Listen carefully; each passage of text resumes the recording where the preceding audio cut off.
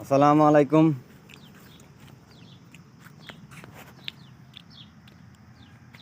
আপনারা আমার ভিডিওতে যেখান থেকে দেখতেছেন সবাইকে জানাই আন্তরিক শুভেচ্ছা ও ধন্যবাদ।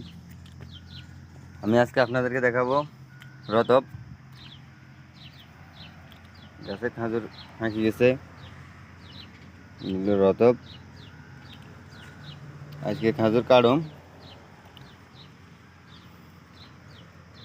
গাছে খাজুর মোটামুটি অনেকটা গাছের খাজুর হাঁকি গেছে এবং কাটি নামামো।